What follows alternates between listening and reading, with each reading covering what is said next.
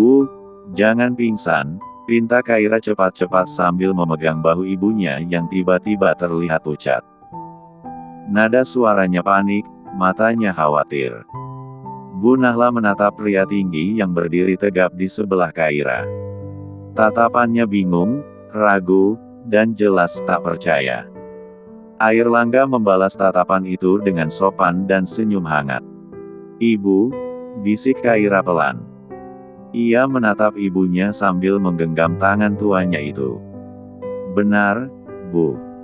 Dia calon suami Kaira." Mata Bu Nahla langsung membelalak. "Calon suami?" Airlangga mengangguk kecil, "Saya Airlangga, Bu.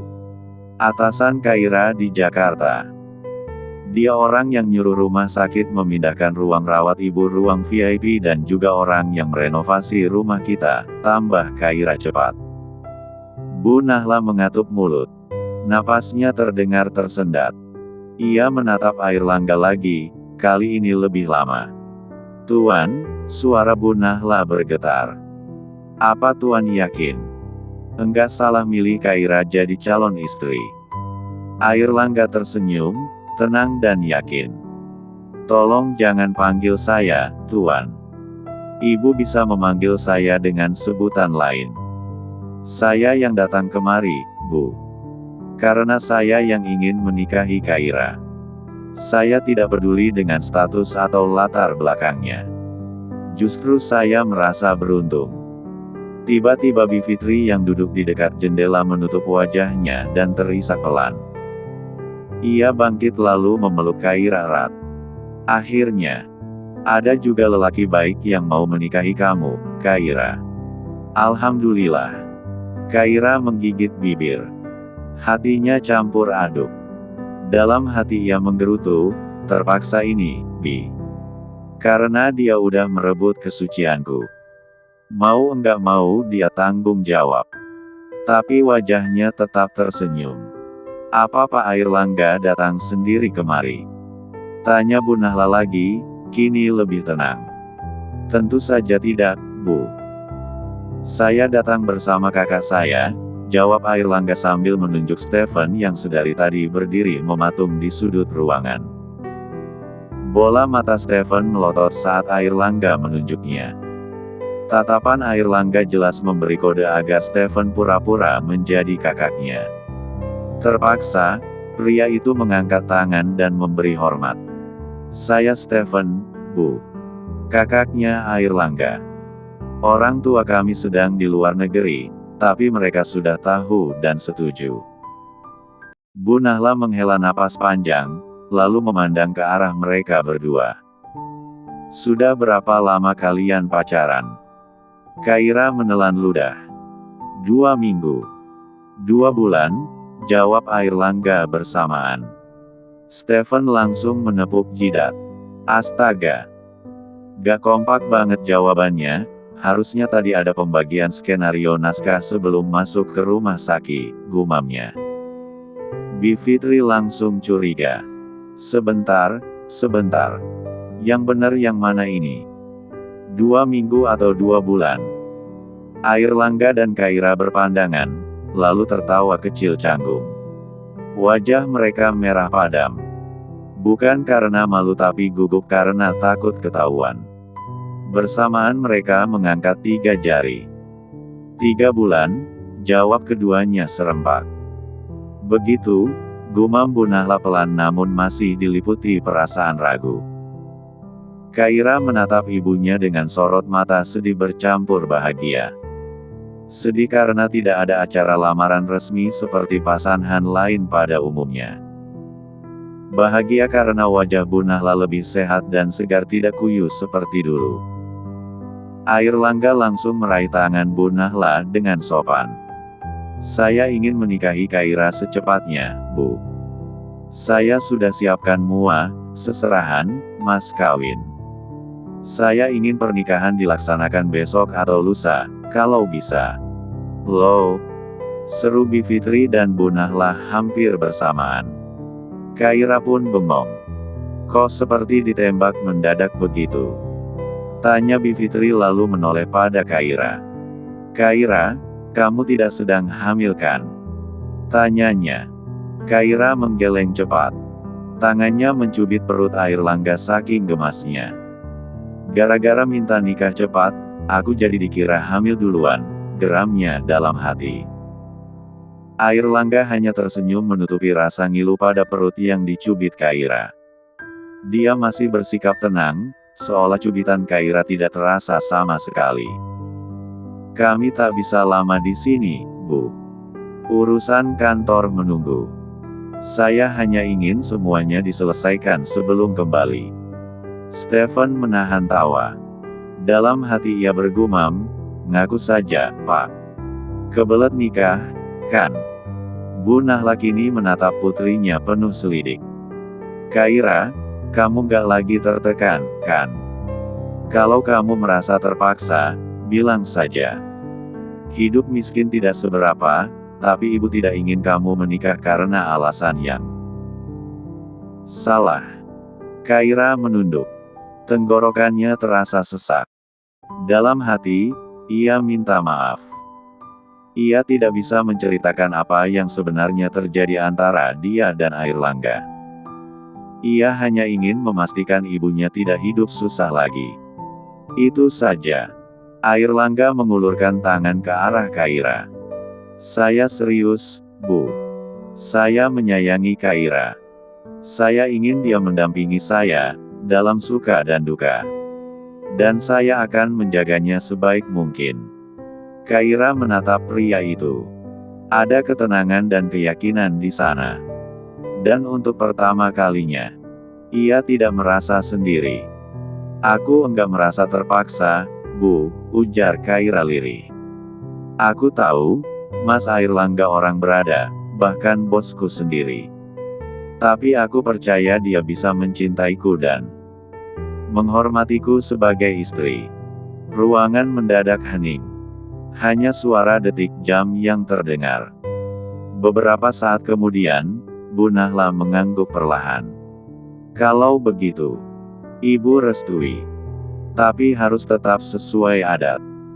Harus rundingan dengan sesepuh kampung. Airlangga tersenyum lega. Terima kasih, Bu. Bivitri, boleh minta tolong bantu urus semua ya. Kak Stephen siap membantu juga, jawabnya. Bukankah begitu, Kak? Tanya Airlangga menatap Stephen tajam. Stephen mengangguk, meski dalam hati bingung dengan jadwal mepet itu. Tapi, gua nggak bisa diburu-buru begitu, Pak Airlangga. Kita harus pendaftaran dulu, ngurus administrasi ini itu, ucap Bivitri cemas. Airlangga menjawab santai, saya akan menyuruh Stephen memberi uang atau menculik orang tuanya bila perlu. Yang penting kami bisa menikah secara sah. Stephen mendelik. Gila, beneran niat banget, Pak Airlangga. Ya Allah, kenapa jadi dadakan begini? Ibu masih di rumah sakit. Jadi tidak bisa bantu apa-apa. Padahal ibu ingin sekali mengurus pernikahan Kaira dengan tangan ibu langsung, sesal Bu Nahla sambil terisak. Kaira memeluk ibunya erat. Dia mengelus punggung wanita yang begitu berharga baginya. Airlangga melirik ke arah Stephen. Kak, apa tidak sebaiknya kakak mengantar bibi Kaira pulang? Temani dia bertemu dengan sesepuh kampung atau perangkat desa sekitar. Jika masih butuh bantuan, kakak bisa mengajak Mbok Sumi dan Pak Kasmin untuk bernegosiasi, kata Airlangga santai namun mengandung perintah yang tidak boleh dibantah. Stephen menganggukkan kepala, tanda patuh. Dia mengulurkan tangan pada Bivitri keluar pintu. Mari, Bi. Saya antar Bibi pulang dan menemui orang yang ditetuakan atau disegani. Bila perlu kita bahas tempat di mana acara pernikahan bisa dilaksanakan. Bu Nahla menepuk tangan Bivitri dengan penuh harap. Maaf, ngerepotin kamu lagi ya, Fit. Tete udah kayak ke orang lain aja. Ya udah, saya sama Pak Stephen pergi dulu. Semoga saja Pak RT bisa bantu kita. Stephen duduk di kursi kemudi sambil sesekali melirik ke kaca spion, memastikan Bi Fitri, Mbok Sumi, dan Pak Kasmin merasa nyaman di kursi belakang. Saat mobil mulai memasuki jalanan desa yang berliku, Stephen tak bisa menyembunyikan kekagumannya. Indah banget, gumamnya lirih, matanya menatap deretan perkebunan dan sawah yang terhampar luas bagai permadani hijau. Bi, kalau boleh tahu pekerjaan warga sini apa, ya? Tanya Stephen, suaranya penuh rasa ingin tahu. Bi Fitri menoleh, senyumnya mengembang tipis meski lelah terlihat jelas di rautnya. Kebanyakan petani, Mas Stephen. Yang punya sawah atau kebun sendiri. Tapi kalau seperti keluarga saya ya, buruh serabutan aja. Nggak punya sawah, nggak punya kebun, jawabnya lirih, seolah kalimat itu berat untuk diucapkan.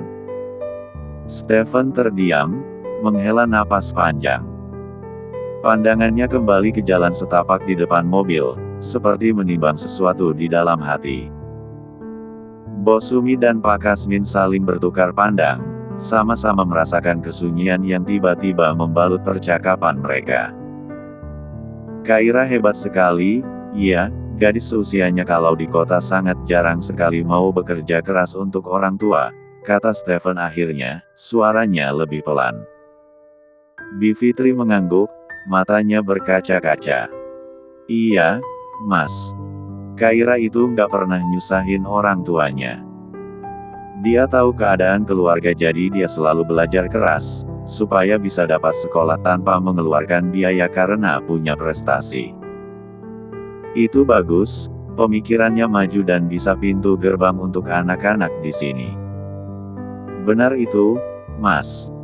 Tapi sayangnya tidak semua orang punya pikiran kayak Kaira. Biasanya di sini paling sekolah sampai SMP. Abis itu dinikahin sama orang tuanya. Perlahan, mobil memasuki gang kecil menuju rumah Kaira. Dari kejauhan, terlihat rumah yang sedang direnovasi total, tiang-tiang kayu sudah diganti beton, dinding baru mulai disusun. Mbok Sumi menahan napas, air matanya menitik. Ya Allah, Non Kaira, bisiknya, suaranya pecah.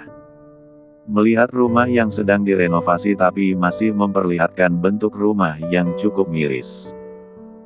Rumahnya sederhana, sahut Bi Fitri, menelan ludah. Dulu itu atapnya sering bocor, temboknya juga rapuh. Tapi Kaira sama teteh saya nggak pernah ngeluh. Pak Kasmin yang sedari tadi diam, bertanya lirih. Ayahnya Non Kaira meninggalnya kenapa? Bi Fitri menghela napas panjang. Waktu Kaira masih SMP, ayahnya sakit parah. Kami nggak punya biaya buat berobat jauh. Akhirnya beliau meninggal. Terus pas Kaira SMA, kakaknya yang kerja di kota meninggal juga. Kecelakaan di tempat kerja. Hening kembali menyelimuti mobil. Suara burung dan desir angin jadi satu-satunya musik latar mereka. Saat sampai di depan rumah Bi Fitri, Stephen mematikan mesin mobil dan turun lebih dulu. Dia menatap rumah Bi Fitri lama sekali, rumah kayu tua yang catnya sudah mengelupas, beberapa papan terlihat keropos, dan atapnya tampak miring. Bahkan rumah ini pun tidak jauh lebih baik, gumamnya. Rumah itu bahkan terlihat lebih kusam dibanding rumah-rumah tetangga di sekitarnya. Dengan tangan gemetar, Stephen mengangkat ponselnya dan memotret. Ia mengirim foto itu pada Airlangga, disertai keterangan singkat. Di rumah sakit, Airlangga duduk di kursi tunggu di luar ruang rawat. Tring. Ponselnya bergetar, menampilkan pesan masuk dari Stephen. Airlangga menatap layar lama, napasnya mengembus panjang. Airlangga menggenggam ponsel lebih erat. Dengan cepat, dia membuka kontak dan menelpon seseorang. Suaranya terdengar tegas memberi perintah. Tambahan satu rumah lagi untuk direnovasi. Kirim tukang tambahan. Segera. Di sampingnya, Kaira yang sedari tadi duduk memperhatikannya, menoleh pelan. "Pak Airlangga," panggilnya lirih. Airlangga mengerutkan kening. "Ya, terima kasih," ucap Kaira, suaranya serak menahan emosi. "Terima kasih untuk semua yang Bapak lakukan. Buat aku, buat Ibu juga keluarga kami." Airlangga menatapnya beberapa detik, lalu mengangguk kecil. "Aku cuma melakukan apa yang harus aku lakukan, Kaira." Kaira tersenyum tipis, meski matanya masih sembab. Ia menarik napas panjang, seolah menguatkan dirinya. "Pak, aku mau nginep di rumah sakit. Temenin Ibu," katanya pelan. Airlangga mengangkat alis, telunjuknya menunjuk dada sendiri. "Lalu bagaimana denganku?" tanyanya, suaranya dibuat sedikit bercanda untuk mencairkan suasana. Kaira menahan senyum. "Jangan bilang Bapak mau ikut tidur di rumah sakit juga," ucapnya. "Pak Airlangga, nggak usah berlebihan. Takutnya malah sakit. Lebih baik tidur di hotel bareng yang lain." Airlangga bangkit perlahan dari kursinya, jemarinya terulur ke arah Kaira. Tatapannya lembut tapi tegas. "Kalau begitu temani aku makan dulu, aku lapar," pintanya pelan. Kaira menatapnya, sedikit ragu. "Tapi bagaimana dengan Ibu?" tanyanya, menoleh ke arah ruang rawat. Airlangga menggeleng tipis. "Kita minta izin dulu," ajaknya. Mereka berdua melangkah masuk ke ruang rawat. Bu Nahla yang masih setengah terbaring menoleh, wajahnya pucat tapi matanya berbinar melihat kedatangan mereka. Airlangga menunduk sopan. "Bu, maaf, saya mau pinjam Kaira sebentar. Mau ajak dia makan," ucapnya. Bu Nahla terdiam sejenak, lalu mengangguk pelan sambil tersenyum. "Iya, silahkan. Ibu nggak sendiri, ada perawat ini," suaranya bergetar. Airlangga menarik napas, raut wajahnya berubah serius. "Besok Ibu sudah boleh pulang. Tapi untuk sementara tidak pulang ke rumah dulu sama Bi Fitri," katanya. Bu Nahla mengerutkan kening. "Terus kami pulang kemana, Pak?" "Kami tinggal di mana?" "Di sebuah villa," jawab Airlangga. "Letaknya nggak jauh dari desa. Saya sudah sewakan untuk Ibu dan Bi Fitri, sampai rumah Ibu selesai direnovasi." "Apa villa anggrek, milik Pak Kades?" Airlangga mengangguk.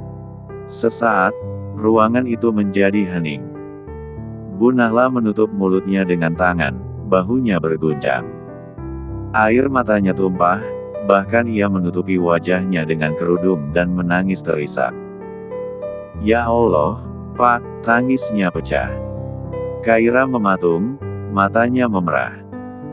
Tiba-tiba saja ia bergerak spontan, memeluk Airlangga erat-erat, menundukkan kepala di dadanya. "Pak," bisiknya pelan. Airlangga mengusap kepala Kaira lembut. "Sudah, yang penting sekarang Ibu kamu tenang dulu," katanya lirih, menahan gejolak di dadanya sendiri. Sementara itu, di rumah Pak RT setempat, suasana juga tak kalah heboh. Pak Didin, sang RT, Pak Adang, Ketua RW, dan Ustaz Ian duduk melingkar, dahi mereka berkerut menatap Bi Fitri yang tiba-tiba datang dengan kabar mengejutkan. "Jadi begini, Pak, saya mau minta tolong untuk membantu urus pernikahan Kaira, tapi nikah resmi," kata Bi Fitri, suaranya agak bergetar. "Pernikahan?" Ustaz Ian hampir tersedak air minumnya. "Kapan, Bu?" "Besok," jawab Bi Fitri pelan. "Bi, besok?" Pak Didin melotot. "Bu, ini mau nikah resmi, bukan goreng tahu bulat," serunya. "Harus ngurus surat dari kelurahan, terus ke KUA, terus." "Betul itu," potong Pak Adang cepat. "Nggak bisa asal. Pegawai KUA juga orang, bukan tuyul. Mana bisa dadakan begini." Stephen yang sedari tadi berdiri di belakang Bivitri melangkah maju. Ia membuka tas hitamnya, lalu meletakkan segepok uang tebal di hadapan mereka bertiga. "Tolong bantuannya, Pak. Adik saya nggak suka dibantah, apalagi disuruh nunggu lama," katanya santai. "Kalau perlu culik saja pegawai kuanya. Sama penghulunya sekalian." Tiga pria itu saling berpandangan. Mata mereka membelalak. "Waduh," gumam Pak Didin, tangannya masih menggantung di udara. Pak Adang akhirnya menghela napas, meraih uang itu dengan tangan agak gemetar. "Baiklah. Insya Allah, urusan kuah, surat, penghulu semua beres besok," katanya mantap. "Bagus." Stephen mengangguk puas. "Oh, ya, kami juga sudah sewa villa yang ada di depan kampung, sebelum jalan besar," tambahnya. Pak Didin melongo. "Villa yang itu? Yang punya Pak Kades?" "Iya," sahut Stephen santai. "Wah, itu kan sewanya mahal," kata Ustaz Ian terperanjat. Pak Adang geleng-geleng kepala. "Siapa sebenarnya calon suaminya Kaira, ya? Orangnya kayak apa?" Stephen tersenyum miring. "Bapak akan lihat besok." Pak Didin sampai melepas pecinya, kipas-kipas kepalanya sendiri.